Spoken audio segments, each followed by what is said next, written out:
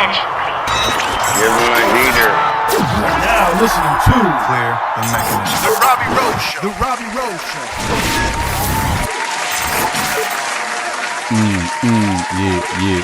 Yeah. What up, dudes? Your boy, Robby Row, on the mic. What up? All right, so we finally did something that my mom and I have been talking about doing for like ever, where, because like our morning routine, just to give you full context so you don't start making fun of me for living with my mom, but full context, every off season or every time I have downtime from like an actual season, I come home where mom and dad are and I live with them. And yeah, I'm a little bit older, but I will say I love it. There's a lot of perks, including ping pong. No, but anyways, I love coming home. I love spending time. I love my family, blah, blah, blah. Anyways, mama's boy, hashtag it, got it. All right. So what we do in the mornings, we usually get up around the same time and we sit on the sofa and we drink our coffee. We talk about things, blah, blah, blah. So once I started the podcast, it was always kind of like a running joke that like, oh, my mom loves to talk. That's where I got that quality from. Mom, we should like just throw on some mics every morning and just chat. My mom's got a super interesting story. For those of you guys who don't know, my father played in the big leagues, played 10 years professionally. The story that you're going to end up hearing in this podcast is sensational on how the whole thing kind of came into fruition of him playing baseball in the first place.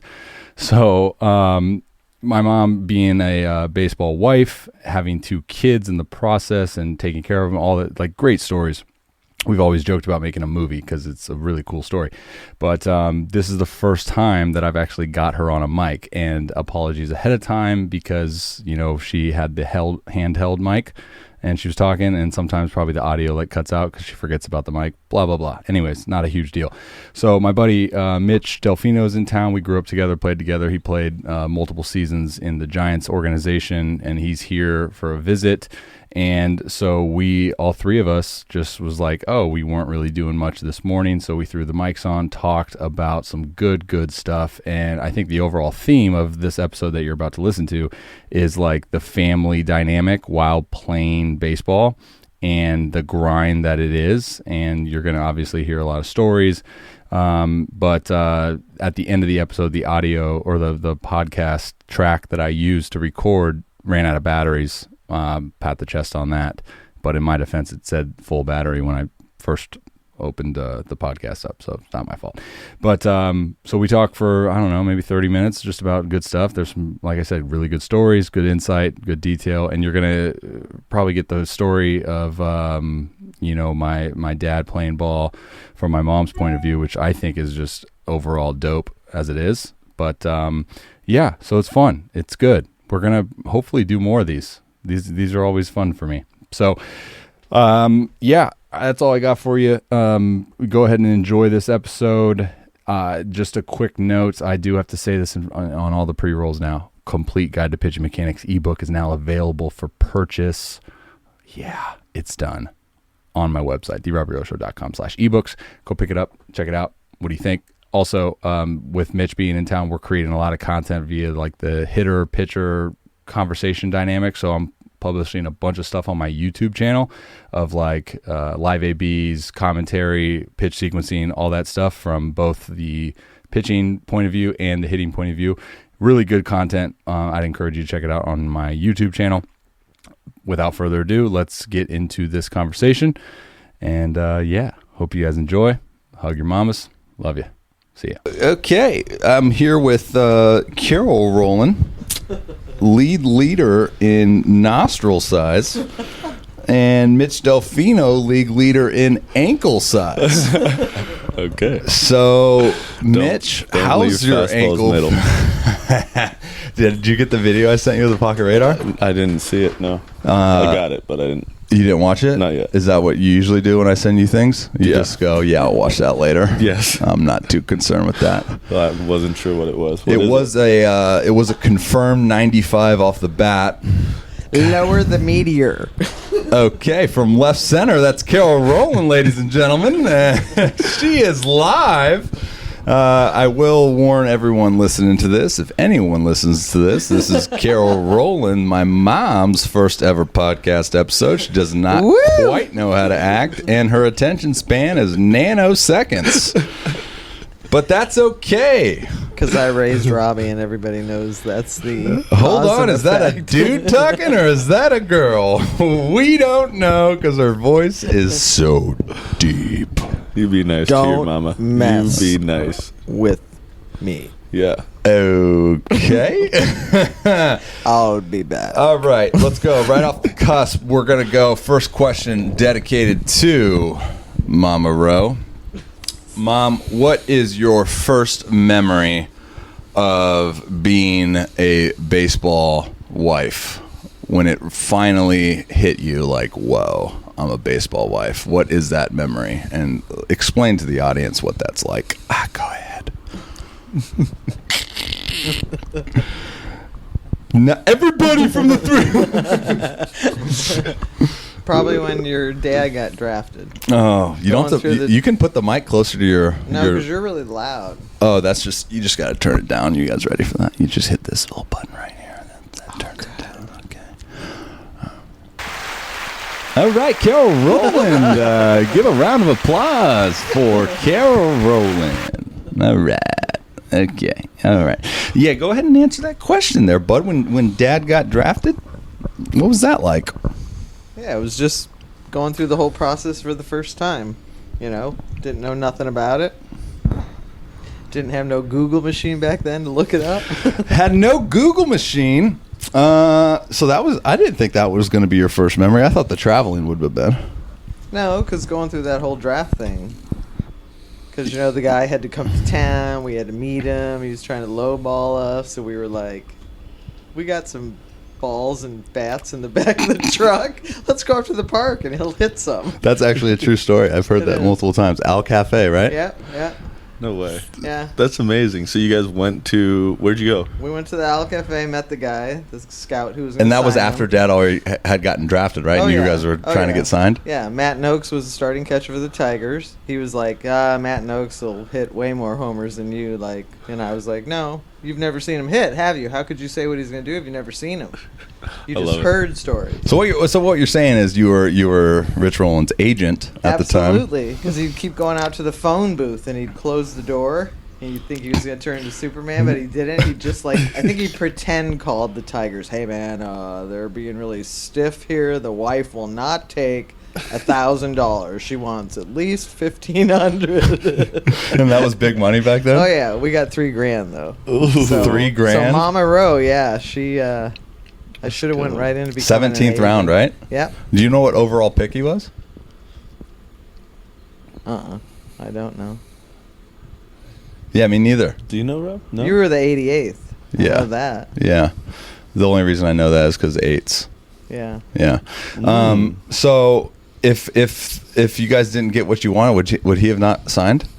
Oh, I'm sure he would have. He just was whatever. Yeah. So was it your idea to push for more money, or was it his? Because I felt like he was kind of just like, all right, let's go play whatever. Let's fall I don't trees. think he said a word.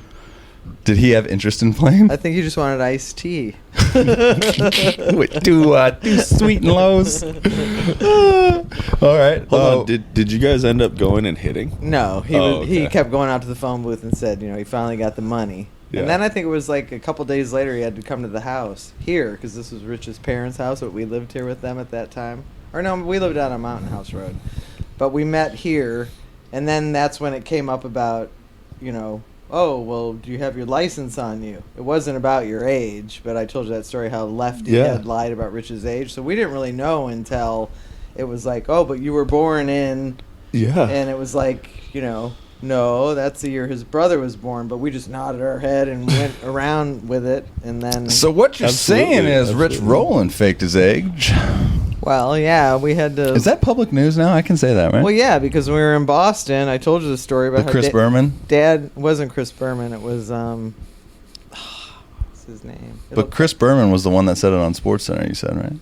Yeah, he said something about playing with the babe. Yeah, they showed a picture of Babe Ruth and his team, and they superimposed Rich's face in there. That's saying, awesome. we don't know how old Rich Rowland is. Rumor has it he played back with the Babe in the day. I love it. Yeah. That's awesome. I was always confused because remember when we did the camps at City Park? Do you Yeah. remember those rolling swings and misses camps? And then our dads would have a home run derby at the end. Oh yeah. Do you remember that? You have to remember that, bro. Sliding Are you serious? in the water puddles in the We outfield. had like all the different age groups, I remember sliding in water puddles Yeah, for yeah. sure. and that's what you got. That's what I got. But remember at the end, I was always so confused because I was at the age where I didn't really quite understand that whole story. And I remember you guys handed out Dad's baseball cards, Oh, and yeah. it always said on the birthday 67. Yeah. And I was always like, I don't get that because Yeah. that's not his birthday. Dude, how old were we? Why don't I Well, remember because this? we did it like 3 times in a row, right? Yeah. How old? I mean, I remember I was 8, 9, and then 10. Okay. And I remember when I was 8, I wanted to play up, and Mom didn't let me or whatever, and I was pissed. Yeah, and you then finally, did. when I was 9, I played up in the big group. That's And I was stoked. You know what? I wonder if that wasn't Mom because I wasn't allowed to play up in the big. What is it? Majors? No, Right? but it was a camp. It wasn't. Yeah, I know what you're saying. Like gotcha. minors and majors. Yeah. We Yeah. split by age group. We have a picture of you Yeah. at that camp. Well, yeah, dude. We did the I don't- throwing relays. We Yeah. fed you guys lunch. Rich's mom and I did all the lunch. Like Mills We got the was there, t-shirts. Gavin. Okay. Everyone. Everyone Okay. was All there. the guys from Ukiah. That's where you would have met all those Ukiah guys I was talking to you about yesterday. Got you. See, and We got to work on your memory. I'm telling you, Yeah. there's a lot. There's probably a lot. There's a lot We need there. to do like a session where you like lay down on your back and I open up. We your need to mind. order one Yes. of those Can we- pendulum yeah, let's things. go. Pendulum. No, those hypnotize. Yeah, no, you're then talking it about will you're talking about the hypnotize movie them. Get Out. That's not good. No, we're not gonna do that part. But Have you Do you- seen Get Out? No. No, ooh, it's I haven't. scary. Don't see it. Okay, I'm not a scary movie guy. You It's know? not really scary. It's more frightening. Well, I'm not a frightening movie guy either. I like comedies. I like to laugh. You can. I laugh. love to laugh. Mitch, what was your first what was your first experience or like moment in professional baseball that you were like, "Yep, I'm here." Like that first eye-opening thing. What would you describe as eye-opening? Just like, "Yep, I'm in the minor leagues." Like it could be like a funny, crazy story. It could just be like, "Oh, I showed up and like they gave me a bag and it was like, whoa, I'm here." Yeah. Mine was the first bus trip. First bus trip? Mine was Okay. like the first bus trip where they were like, I think our first road trip, my first year in 2010, was like a 10-hour Johnny. Oh, yeah. And I remember, That'll get you. like, yep, this is what I've been talked about, like my entire upbringing. This is minor league baseball. What's yours? And you came from a D1 college, so it was like you had like plane flights and luxury living, and now you're just like Yeah. bottom of the barrel kid. Yeah. Yeah. No, you're right. It was, I'm trying to think because the transition I didn't feel like was that extreme From college, to minor league. Like you was said. it more extreme from high school to college? Oh yeah, Yeah. big time. Yeah. I went, Cloverdale. There's not much diversity, right? Oh, thank you. That feels very nice. Yeah. Not a lot of diversity, right, in town here. And then going to Berkeley, it was extreme diversity, and so like that adjustment off the field was a lot. But as far as like the transition from college to pro ball, I felt like my first couple years it was like, okay, a lot of the arms that I saw at the college level were better than the arms that I was seeing in the minor leagues at the lower levels. Rightfully so. I mean, shoot, UCLA at one point had Bauer Friday night, Cole Saturday night, Plutko Sunday night. Yeah. Like we're going, And they didn't even win a national championship, right? no. Mm-mm. That's the crazy part. Yep. But we were going up against dudes, and I'm pretty sure the Pac-12 at that point was the #1 pitching conference in the Facts. nation. Was it still the Pac-12 or was it Pac-10 still? It was Pac-10 my first year, and I think it was Pac-12 my sophomore and junior year. Yeah. I'm pretty sure. We would have played against each other. Oh man, Oregon, right? You guys played Oregon? I know. I'm glad you signed because if you would have faced me in college, you Yeah. probably would have got drafted lower. Was Oregon good when you guys played them? Yeah, they were good. You know what? I didn't feel like there was necessarily a bad team in our conference. I would have said probably that the Washington schools weren't. They're not known for baseball. Yeah, they weren't up to. I mean, like a UCLA, Pac-12 USC standards. Yeah. So what? Utah as well. I wanna know, like, because like I think the traveling and the journey aspect of like what we get to do and what all three of us have done that's on this microphone thingy is like one of the more interesting, less talked about things. So what was your travel like in college? Because I never went there, and I've heard it's actually pretty dang good in terms of like easy and it was very easy. Yeah, our midweek games were like at most hour and a half long bus trips. We played like Stanford, University of San Francisco, University of Pacific, right, midweek. And then travel for our road series out of state were all plane flights. And they were, fly in, get there a day early, get to practice on the field. Not like the minor leagues where you're taking a 10-hour bus trip and then taking BP when you get off the bus and then playing a game that night. So how does that work with school? Yeah, we just had to communicate with our professors. Really? And you just like obviously just got a pass to miss class and then. Yeah, I mean, some professors were obviously cooler than others about it. Yeah. But yeah, some guys had to like take quizzes or tests on the road with like a proctor or. What's a proctor? Proctor is somebody like a mediator or somebody who's like. They travel with the team? Sitting there. I want to say that one of our coaches had to be like in the room to proctor the exam or something like that. I know that when I had to take a summer class to get eligibility or make sure I was eligible for my junior year, when I got back, I had to take a proctored exam. So there was only like a certain amount of professors at Berkeley that were certified proctors. And so I had to go in and, sit down, and they had to watch me like take my final for that test. Right. So I think it was pretty similar when we were on the road with homework and testing and stuff like that. Did you guys have a dress code when you traveled in college? Yep, we had to wear suits. You had to wear a suit? We had to wear suits, but we all got $500. Well, actually, I'm not sure if everybody got it. I think there was like a certain like stipend, a $500 suit thing that you could apply for, right? And so for like financial help. Yeah. And so I like filled out some paperwork and then got $500 toward a suit, and dude, bought my first suit. Yeah, because did you have a suit? No. I still don't have a suit, bro. Dude, I don't even have jeans. What do you mean? I was going to say. Yeah, one pair of jeans. I don't think I fit into jeans. Right. Oh, my gosh. Your legs are huge. So, have you ever had a dress code in minor leagues? On the bus trips? Yeah. Oh, yeah. Yeah, me too. Mm-hmm. And, I mean, it's only been like a couple times, which I hated.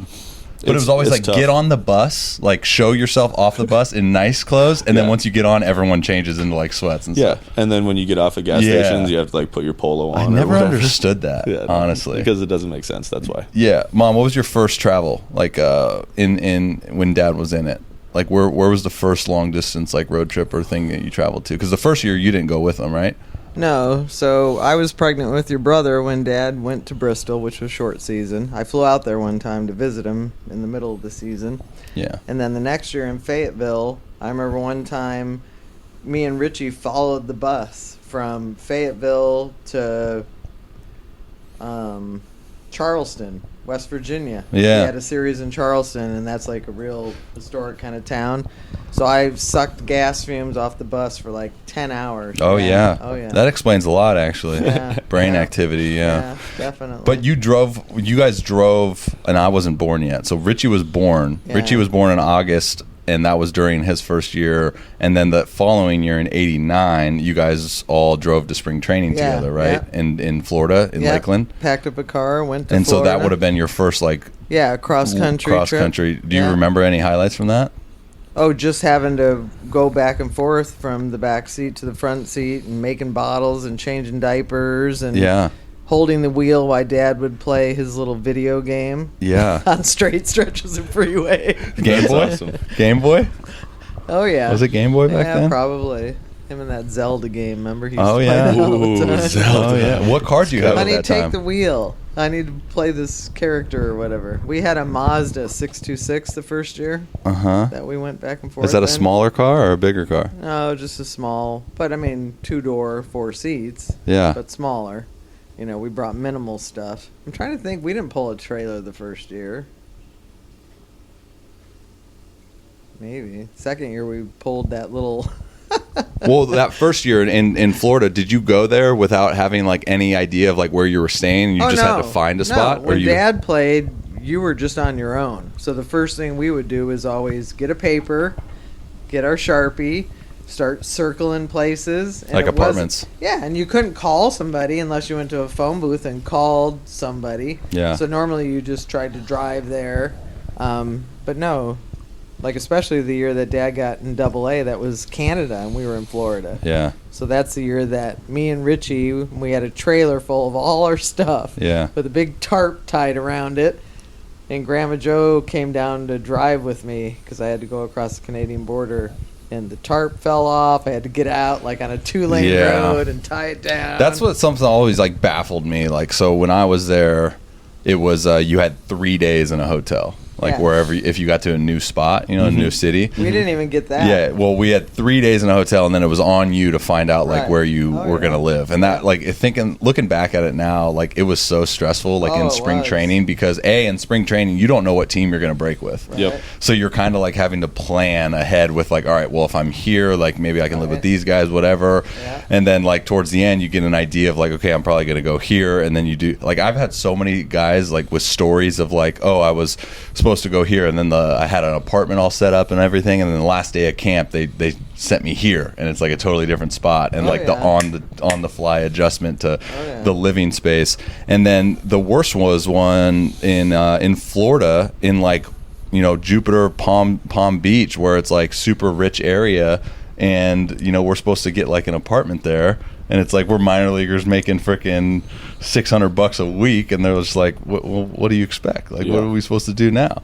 And nobody wants to rent short term. So And that that's was another thing. Yeah, and it was always a year. And there was multiple times in my journey where I had to get a year lease, and I had to pay 2 extra months to break the lease early. Yeah. No way. Oh yeah, or lose your deposit, or lose the security deposit. Yeah. And then always the thing: should we bring furniture or should we rent furniture there? Yeah. Like, Oh man, what's the cheapest thing to do when you have a family? Because either way, it's pretty much the same. But the family dynamic it changes a everything lot in the game. Yeah. It makes it very difficult. What was your first season when you had a family? It was Sacramento. It was AAA. What were like the biggest like adjustments? So luckily, we had a family friend, or friends of a family friend, that had a pool house in Sacramento. And so we were able to live in the pool house. Stephanie and Talon actually lived here in town, in Cloverdale. Okay. And only came up like on weekends when we were home. So like I had to be away from my family. He was not even a year old at that point. Which, I mean, it was tough. It was tough on all of us because she's raising a baby on her own, right? I'm missing her and my kid. Like, I wanted to be around Talon when he was younger. I mean, more than I was or was able to be. Right. And then, you go on the road and, it's like constant checking in and, hey, how's everything going? How's the baby? What's new? Did he roll over today? Is he sitting up? All those new things. Am I going to miss his first steps? Oh, yeah. Oh, yeah. All Lots of it. Stuff like All that. I heard my first steps came after 2 days after I was born. It's actually an all-time record. You didn't walk out? I walked out, so you were late. I actually flew out. Robbie threw a complete CJ when he was CJ? CG. Today's episode is first brought to you year. by CJ McCollum of the New Orleans Pelicans.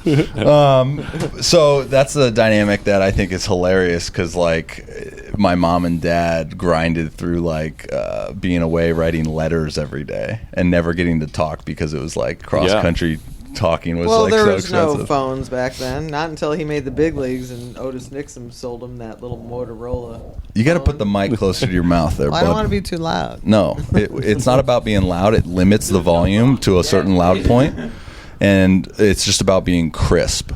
It's about being crispy into the mic. See how my voice is so crispy? Crispy If you leave it biscuits. out here, it's just like, oh, it's just going to be the echoing of the room. You want to get it right up in here.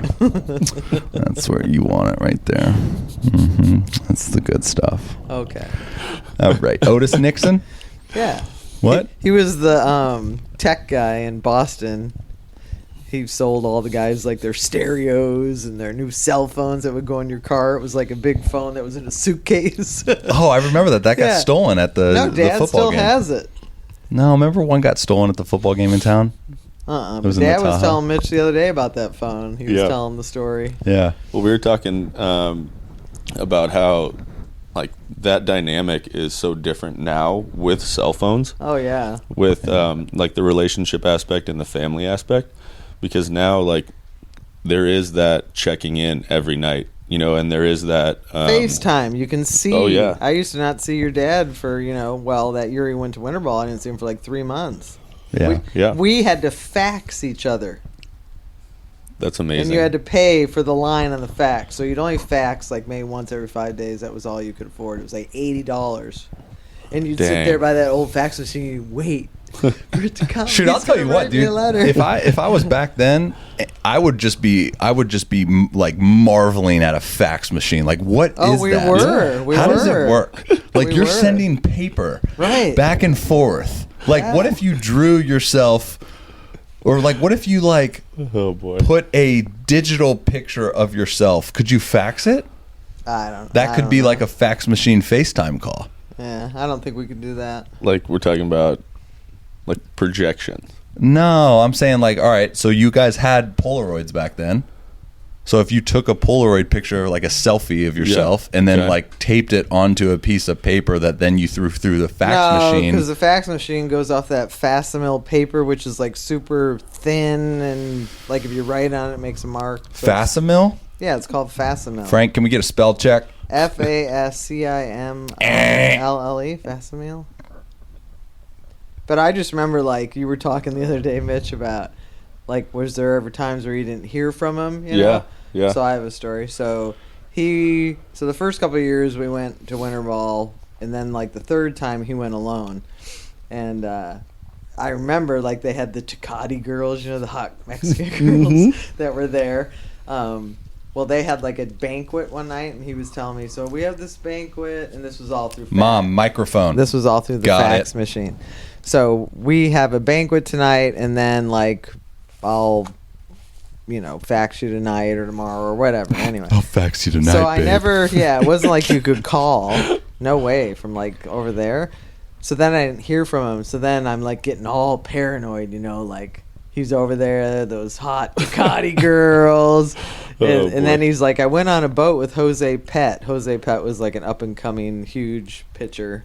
And he said they went out and they went fishing, and like 2 days went by though, and I didn't hear anything, and I was freaking out. Either he's dead or he's remarried. Microphone. To Ducati girl. Frank, can we get her a stand? Shut up. But anyway, so just the whole not knowing Yeah. aspect. Like now you're so checked in with everybody all the time. Yeah. But back then, so things with kids, just like you were saying, all the things you All have to of go it. through when you have a baby, and then if you're all by yourself. See, and that's where I feel like it could be both beneficial and detrimental to a relationship. Right. Right. Because, like, obviously, it's good to be able to communicate and talk, but when there's that, there's always going to be, I think, some level of resentment, right, from a mother who has to take care of their child on their own. Yeah, and you're right? off having fun playing ball. Oh yeah, playing a game. Yeah, right. yeah.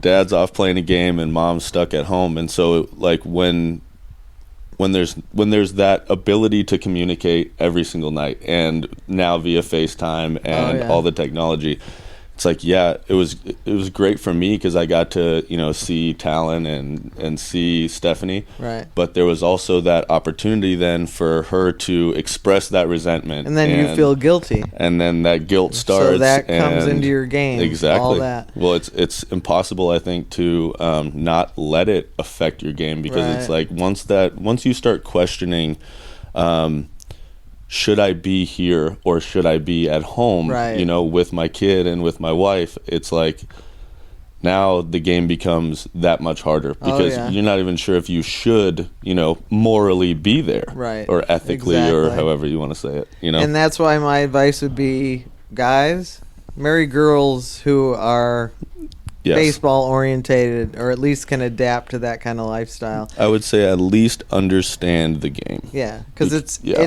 it's a game in a lot of people's eyes, but when you're playing for a living, it's your job. Yeah, it's a career path Yes. that takes a lot of work and a lot of time and And you a know, lot of mental preparation and perseverance. yeah, well, and a lot of unknown. And I Yeah. think that's what starts getting scary once you have a family Oh, is yeah. the okay, if I don't get to the big leagues, right? Like I know that I'm not saving any money in the minor leagues. Oh, yeah. Right? Like Oh, I'm yeah. basically just wasting my time here when Yeah. it comes to, you know, starting to provide for my family, starting to maybe put some money away, right, for their college, Right. or you know, all those Right. things that come up once you start having kids. Yeah. And it's like, okay, if you don't get to the big leagues now it's affecting your family and not just affecting you. All right, Rob.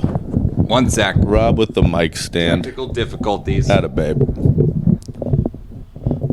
Wow, I get a stand. That's fancy. So I don't know how it happened or why I became this way, but I feel looking back at Rich's career and everything we went through, I feel like I'll pat myself on the back. I feel like I was really good about like certain things.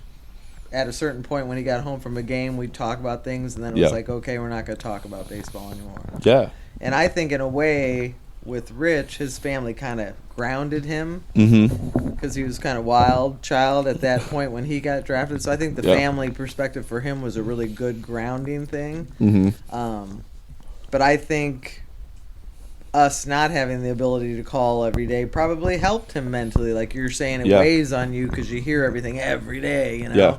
Well, And of course, a new mother who's all alone going through all that hormonal change, she's going to have all kinds of Oh yeah. emotion going on. And Yeah. That's absolutely not an easy task to raise a baby, well, yeah. and two, raise a baby on your own. Yeah, when usually in a place where you have no family. There like you at go. least that first year, your wife could be semi-close to your family. See, but she was close to my family, But not right? hers. Not hers. Yeah. Her Yeah. family were all in Minnesota, and so you know that aspect is tough too. Right.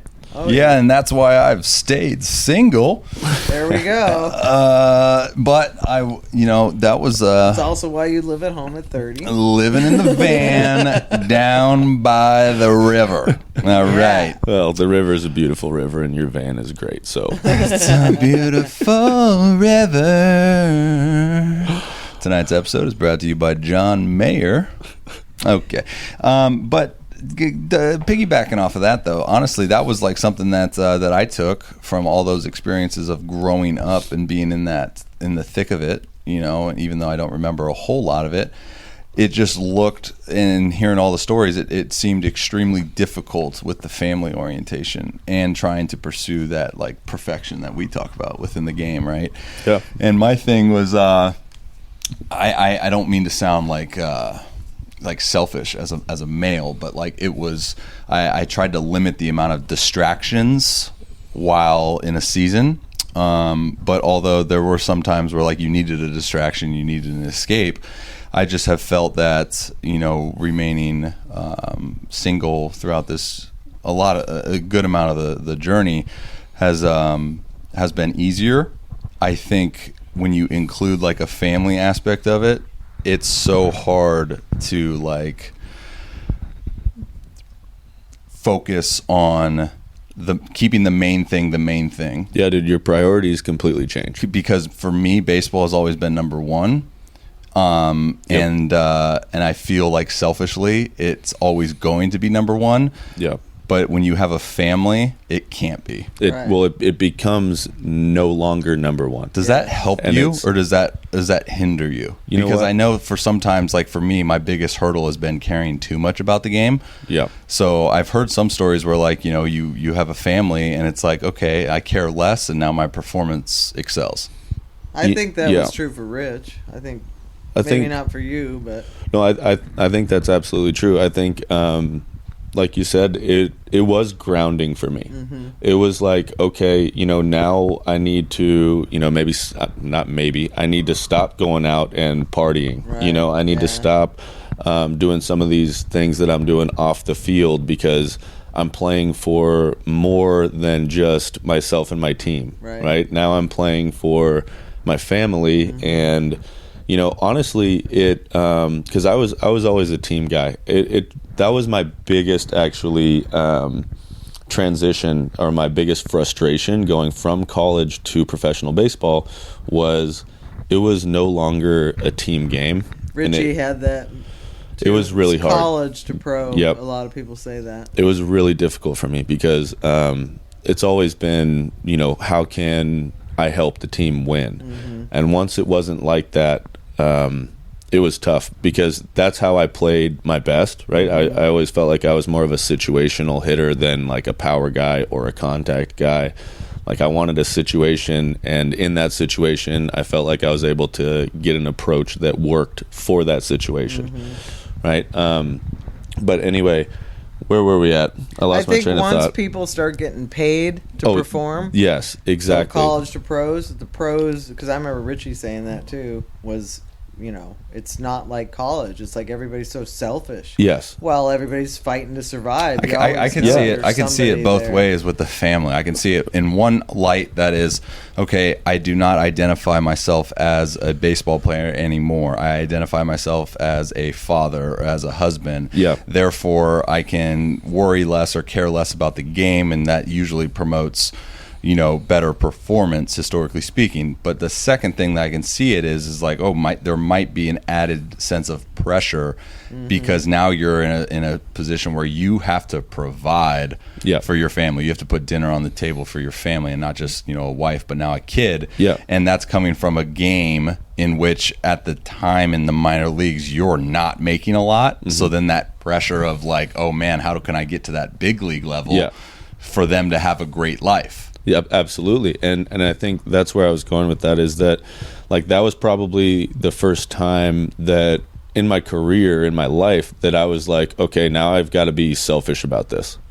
Now I need to get mine. I need to put numbers up so I can get to the big leagues, because now that paycheck like means a lot more than just like hopefully buying a house at some point for my mom and having a cool car. And now I was like, okay, I've got put some money away for college. That's crazy. For talent. Like your thought process changes. changes. In the minor. Oh no. I don't know about you, but back in the day, like we would go into debt every baseball season in the minors. How can you not? We lived off of credit, Yeah. and then we'd come back in the winter and we'd both work, and then we'd try to pay the credit bills down. Yep. And then you'd just start getting them down, and then you'd have to start the whole cycle over. Oh yeah. But Mom, you didn't work during the season, right? Like when Dad was the first playing. few years I did. Like, so you would go and travel with him and then get a job wherever they... Well, no, I never worked on the road, but like when we came home in the winter, I'd go back to Rayleigh's for a season. Right, but like those first few years of traveling, you just stayed at home with the kids, right? Yeah, on the road. Like, we didn't stay in Florida for an off season until No. I'm not talking about the off season. I'm talking about like while Dad's playing, right? So like February through October. I couldn't work. I had to take care of you. And so then the only income that was coming in was from whatever Dad was making. Yeah. Back then, Grandpa Bob helped us a lot with money. Yeah. He'd like give us like $1,000 before we'd leave. See, that's what's crazy. Like, if you really think about it, right? So like, I think it's pretty commonly known that minor leaguers don't make money. But B, the fact that like when you would go and travel with Dad and live with Dad during a season, having a kid and then having another kid. Oh yeah. And then, like the fact that if Dad wouldn't have made the big leagues, what did he make? 91, right? His first year in the big leagues. Like if he wouldn't have gotten 90. Didn't he debut in 90? He had his cup of coffee, September of 90. Okay, well, he was in the big leagues within 3 years. Yeah, like that's he was unheard very of. Fortunate. So like the fact I didn't know that's awesome. That's crazy, right? Thinking about it like now that we've gone through it. He was telling you the other day about how he lucked out getting in there with. Yeah. just a cup of coffee for 2 No, years. but what I'm saying is, like, if he hadn't have gotten there that quick, like, how long does his career last for? Being that the financial instability and the kids and the family, like, how long, like, could he have actually legitimately survived in the minor leagues with 2 kids and a wife? So, how your dad started playing was he played in the beer league uptown. And it just randomly happened one day that a guy was in the stands watching Dad and said, "You're married to that guy." "Oh, yeah. He's really good. I think he could play pro." And I was like, "Really?" "Oh, yeah. Well, I'm going to be the new coach at the college up north." Oh, that was Lefty? And, yeah. So Yeah. we think he should come play with us, and he Yeah. could get drafted. So that's how That's the seed cool. was I didn't planted. know Isn't that crazy? That's Yeah. really cool. Oh, you didn't know that? So Well, then I went to Rich and said, you got to meet this guy after a game. Rich already had probably 10 beers and was like, I don't want to do that. I love working in the woods. I love, working 12-hour well, days. think about and that making life, nothing. though, right? Like he got to play merchant ball. Like, he still got to play sports on the weekends for Oh, yeah. fun. Yeah. And then, like, did something he loved for a Yeah. job. Like, Yeah. that's a So tough when this guy life to comes live. out of nowhere and is like, you need to quit your job and go to college and try to get drafted, Dad was kind of like, "Pfft, F that. Like, Yeah. no way. So I said, I have a good job. I'm working. And you guys were married? Oh, yeah. So We that had was just 87? gotten married. Yeah. So We got winter. married in September. This was in the summer. So actually, we weren't even married when Lefty first came into our life. So then Lefty said, come to college. If you don't get drafted this year, then you just put it in the back of your head and say, well, at least I tried, right? So that was my thing with Rich. He didn't want to do it. Yeah. I talked him into doing it. That's awesome. And then I talked to my dad. I and love it. My That's dad crazy. said, Oh, I love it. I'll help you guys with money if you need the money. So we said that was the goal. And Dad, committed, saying, if I move a step every year and I never stay in the same season twice, I'll keep playing. But the minute they keep me down, I'm quitting and I'm going back to I didn't falling know trees. that. Oh, yeah. I didn't know So that was That's his awesome. goal. Wow. Every year. Gosh, I've repeated like 7 levels. Well, he So- was really lucky. People got hurt in front of him. He got the opportunity. He did good. So Yeah, think about that in today's game. A 17th rounder being in the big leagues within 3 years. Like, that doesn't happen anymore. No. That's crazy. That's So that's amazing. how the age was faked, right? Because after high school, he didn't go to college. He went to college, played football, right? yeah, and then he got And hurt. then he just went to the woods. Yeah. So he missed 3 years, and so then at the time in which that happened, it was 3 years after he had graduated in '82. So it was 85, 86. Yeah, but nobody talked about that. I don't know how Lefty picked 3 years because Dad was 24. Well, they said he was 21. Yeah. And nobody questioned it. Dad had the baby face, no facial hair. It was like nobody. It wasn't a big thing back then. It never came It up. wasn't a thing. It never came up. So you literally just wrote down, like, you didn't need to show a license. No, and we were just like, if anybody ever brought it up, it was kind of like just, you really didn't say anything. You kind of just rolled with it. Yeah. But it wasn't a big deal until that one reporter that year got that hair up his butt. And he actually flew to Cloverdale High School and looked at Rich's yearbook. So I wake Can you up. believe that? I wake What? up. I wake up What in is the. he doing? Yeah. Doesn't he He had have nothing something better to do. Something else he could have He done? had like a backup catcher on the That Red day? Sox. Like, we're going to get this guy. Something's fishy. What is that? Because he wanted Ay, to ay, ay. interview Rich, and Rich was real quiet. So somehow it sparked this guy. I don't know. Boy. But imagine this. He's on the road all the way in Seattle. We're in Boston. I wake up in my robe. 2 little kids go out, get the paper. I open it. The sports page is a big picture of Rich, and that title says, Rowland caught an age-old question. No. So Do you I still have that paper? Yeah, I had to call Rich. I need to see that. Rich That's had awesome. to call Barry Meister, his agent, because this was going to be a huge scandal.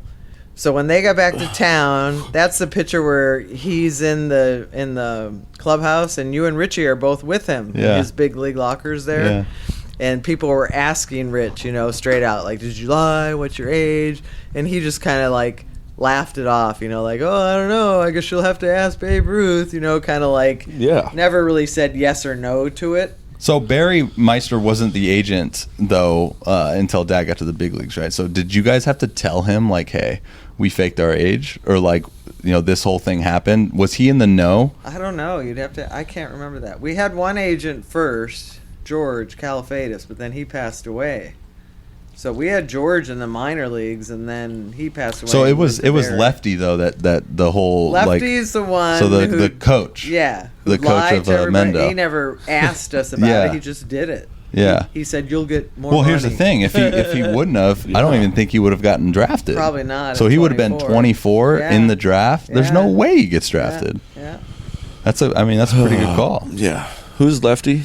And Lefty, He was the old coach of one. Mendo. Well, Yeah. where And he can- was a scout for the Reds too at the time. Can we? Where can I get? Can we do where this can I get again? a birth certificate? Can we do this Lefty? again? I All right. want one. I need to Come on. shave my face again.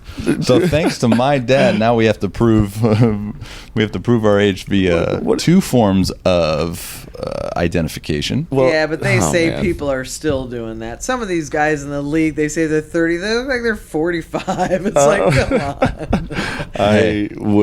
I'm going to stay away from that one, but Stay away from I would absolutely agree with you. I think that is still happening, and I think it's a little bit silly. I get it when it comes to big contracts, Yeah. right? Like if you're signing a long-term deal and you're a couple years older than you say you are, Right. then like okay, at the end of that long-term contract, yeah, those last couple years you might be teetering on, being a little bit older and your Right. body breaking down. Yeah.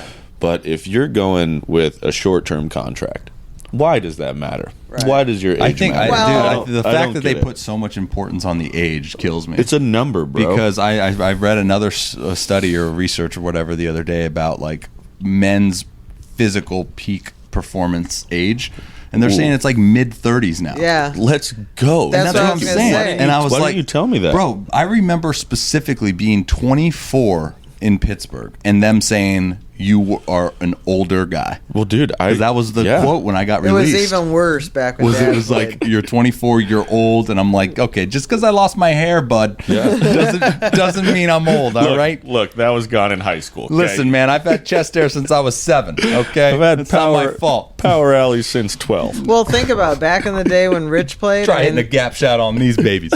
there was only a few guys that played over 35. Nowadays, it's more look at Pujols and some Yachty. Look at Scherzer. He just got paid freaking $40 million a year at 36. Well, so look- that look didn't at- happen. Look at Robbie. He's got freaking 2 saunas out there that he's laying in every day. He's got his, grounding routine. He's got his every other routine under the sun. Every other routine. So now that physical performance, right, is basically come to anti-aging. Oh yeah. Right? Yeah. Now we're going to be able Longevity. to longevity. Right. I mean, slowing that aging process down. I do think it's a mindset, right? Whereas like back then, people were like, I'm 35, I'm going downhill. So then they like stopped putting in the work. So they knew that it was kind of just life going down. Yeah. Now we're kind of like seeing this mindset. Same thing with guys throwing hard, I believe. One guy does it, now like 4 guys do it. 4 guys do it, now 10. Like the more that you see it happen, the more that it becomes a reality in guys' minds. You know how I feel about it. I think the mind is a very powerful thing. The and mind I think is a powerful thing. Watch it count down from the end of the day. Clock ticks like the way. It's so unreal. Didn't look out below. So all right, so Rich retired at 32 because he had signed with the Giants that year. We Okay. had all moved back home. It was the first time we were going to attempt as a family for him to play away from us. Okay. Because we'd already held Richie back out of like first grade kindergarten, Yeah. so they had to go to school. Robbie was. We went to spring training though, right? In the trailer? That's No, where Richie he got hit went in the by face? himself. We went down and visited him, but Dad went alone. he lived in the trailer. He lived in the trailer. Okay. So he went to spring all by himself. Yeah. Um, I remember that. and then he didn't. I He was had 6. he had his best spring training of his career that year with the Giants. JT Snow got hit in the face in his Okay. eyeball, remember? And Rich had to go to first and play first. That's cool. And he did good over there. He raked, but then when it came down to pick the catchers, they had Damon Berryhill again, which Rich had beat out in Boston. He was a switch hitter. okay. And then they had another switch hitter. Anyway, last day of camp, they ended up cutting Rich, and he got sent to Phoenix for AAA. Mm-hmm. So he made it like 2 months. And it was a rough 2 months because I remember we'd call because then you had Yeah. the phone and all that. And you guys still weren't together in Phoenix? No, Oh, we were lived in apart. Ukiah, Yeah, huh? so That's right. I got Now I my job remember. back. I went back to work full time. Kevin lived with us. He was your nanny. Yeah, I Richie remember was in this. school. I can't remember if I remember from memory or from like home videos. Yeah, Kevin was Richie's coach in like Little League because Rich wasn't here. So I think Rich was really lonesome for us. I We bet. were really lonesome for him. When would he come home? Because I remember him coming home with toys and stuff in that Ukiah house. No, that was in Boston where he'd bring you the toys from the big Oh, really? trips. So he would yeah. never come home during the season in Phoenix? No, he only lasted till May, and then they released him. And it was like, I'm coming home. And he was on a split contract, right? He was making big league money? Oh, yeah. He was making really good money. That's why they cut him, because Yeah. he was too high of a player. And he wasn't playing good? Well, no, they were having him be like a Crash Davis. He didn't get to play, but he was tutoring Mirabelli, the that's catcher of right. the future. Yeah. So then Otis, who was the manager, brought him into the office, said, the organization needs to save money. Wotus? And Ron Otis. Ron he was Wotus? Rich's manager. I in love Woe. Oh, Ron Rich Wotus loves was him. Oh my gosh. Yeah, and he felt really bad. But at that point, Rich was like, I just want to come home. I just want to come home. So he came home, Yeah. and he had offers to go play with other teams on the East Coast, but he was done. Yeah. He said, I miss you guys. I miss my kids. I'm telling you. I just want to fall trees and be a dad. Yeah. Yeah. But then, now later, sometimes he'll occasionally say, like, I should have went back. Well, so Yeah. Because he was in such great shape at 32. Oh, yeah. I mean, I'd say he was in his prime at 32. That was is that the Oh, picture of man. him That's that we so have cool. up there in the logging gear? Oh, yeah. Yeah. Strongest guy So around. what was the reason why you guys didn't travel with him in Phoenix? Well, because we didn't know what was going to happen. Richie was starting school. I got my job back, So it was just, we were close enough that we were hoping he'd make the San Francisco roster. Yeah. And then we'd be playing. And Dad had never played in the PCL. He always was in the IL. Okay. So it was always like, he thought he would hit better in the PCL. Well, everyone than does. Yeah, that was... You played in the PCL, right? Yeah. That's Yeah. where Sacramento. Sacramento. Yeah. Mm-hmm. Yeah, I heard balls freaking go, dude. Yeah. I mean, I didn't hit that many Did you play in Reno? homers, but dude, I was on and off the Phantom. At least you got to play in on the West AAA. Coast, dude. I've never Yeah. gotten to play on the West Coast. Yeah. Dude, San Jose, that was so sick. that was awesome. I mean, I heard the Cal League sucks. Dude, I loved the Cal League. Really? Well, Everyone yeah, always dude. says I was it's terrible. see, but it's fun playing in front of people that you know. Yeah. You know what I mean? And so in San Jose, like I remember going to watch Justin at San Jose a couple times. Me too. Yeah, absolutely. I know, we never got to get down and see you. No. I used to see people put the pictures up, but we never got to see you because they were playing. And Oh yeah. Well, then I And- got traded. If I would have stayed with Arizona, we would have played each other in spring training and stuff, and then like we could have Oh, made yeah. visits and whatnot. But then, Yeah. as soon as you got drafted, I got traded. Dude. Or as soon as I got traded, you got drafted. So, where did you get? You got traded to the Cardinals? Is No, that Pittsburgh, you got? Hold on. Who drafted you then? Arizona, That's Diamondbacks. right. That's right. Okay, so you got drafted by the Diamondbacks. and How I saw long were your you dad. Your dad was in Arizona my third year. Okay. Yeah. 2012. I remember seeing your dad specifically. He took pictures and sent them to me on Facebook. Yeah.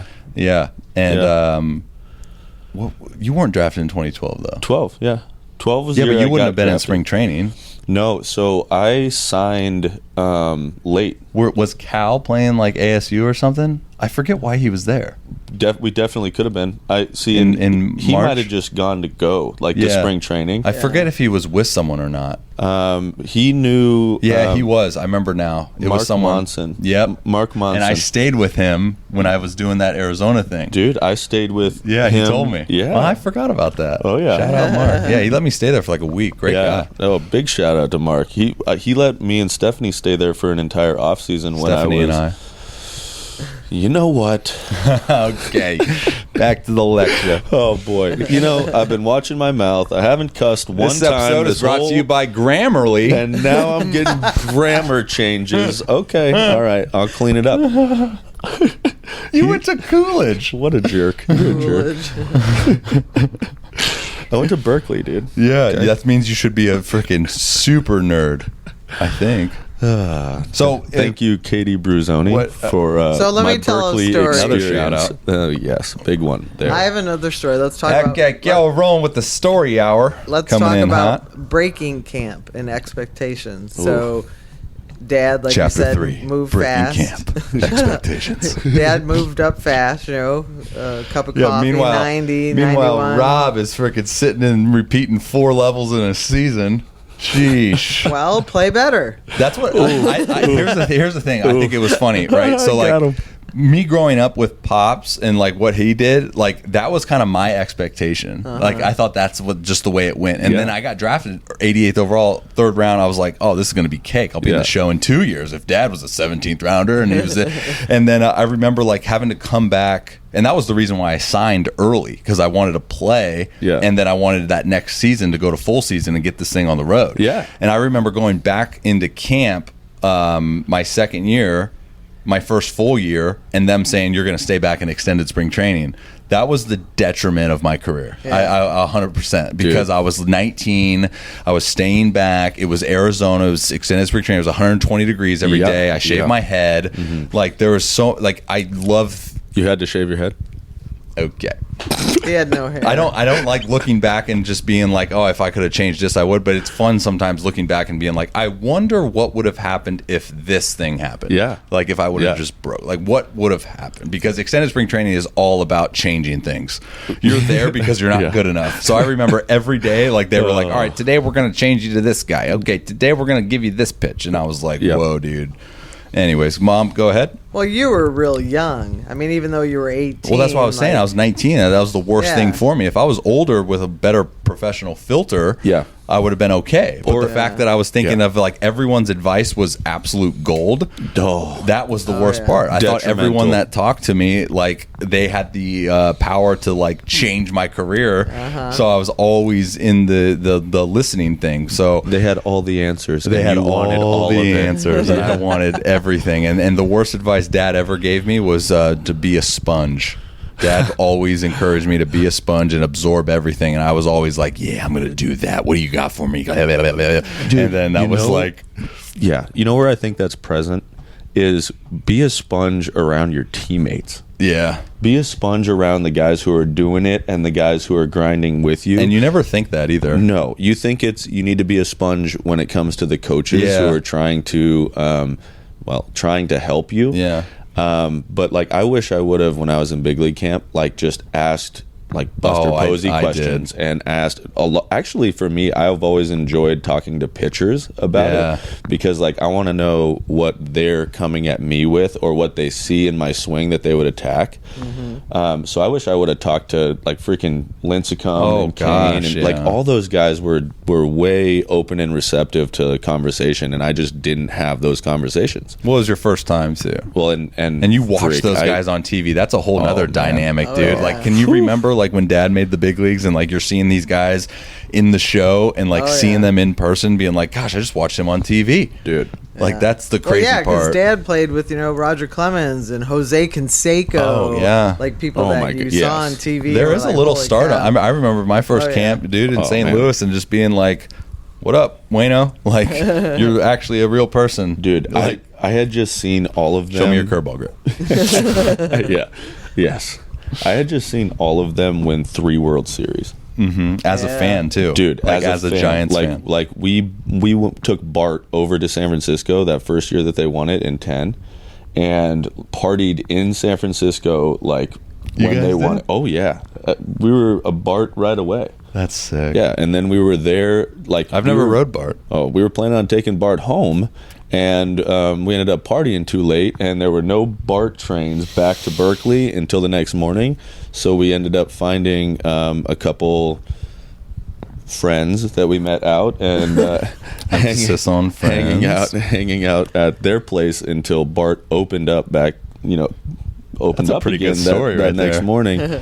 Well, that's the thing. And then the next year, was when I got drafted in 12.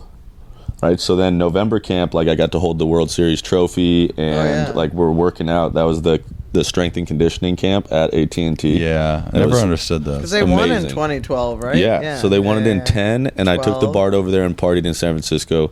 12, I got drafted that year, and then 14, I got to be in big league camp that next year.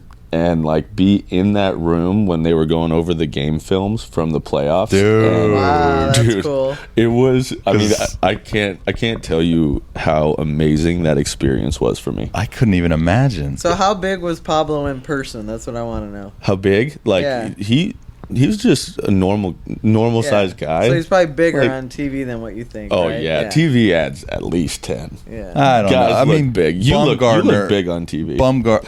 Okay. All right. I had to. Right. We're gonna work out after this with your bum ankle. I'm ready, dude. Let's go. I already have a plan for the day. But Bumgarner's huge. Bumgarner is a big man. Yeah. He is a big Is man. he a cool dude though? Because he He's seems like awesome. he's so cool. He's awesome. Yes. And unfortunately, like I said, the batteries ran out. Not my fault. Okay, it's my fault. I'm sorry, but we probably will do more of these podcast episodes with my mama. So be on the lookout for those. I'm actually leaving for the season in like 2 weeks, though. Probably less than that. Holy crap. Yeah, less than that, because I'm recording this on the 14th of April. Yeah, wow. I'm leaving soon. Okay. Well, we might just do one every single day until I leave, if you guys like that. If you guys like this episode and you want to hear more from Momma Row or Mitch, or if you have any request for podcast episodes, I want to get Pops on one, but Pops isn't a talker like his son, me. But who knows? Hit me up on my question platform, therobbyrowshow.com/ask. And if you have any requests for podcast episodes, YouTube segments, whatever, hit me up. Odds are I've probably already done it, but I can send you the link to view it. Right on. All right, guys. God bless. Enjoy the rest of your day. And hug your mamas. See you guys. Thanks for listening.